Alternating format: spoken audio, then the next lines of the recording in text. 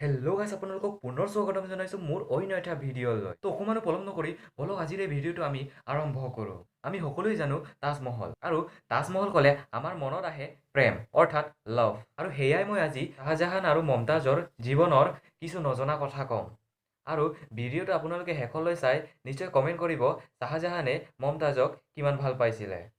Fact number 1, শ্বাহজাহানৰ 7জনী পত্নীৰ ভিতৰত মমতাজ আছিল 4 নম্বৰ পত্নী।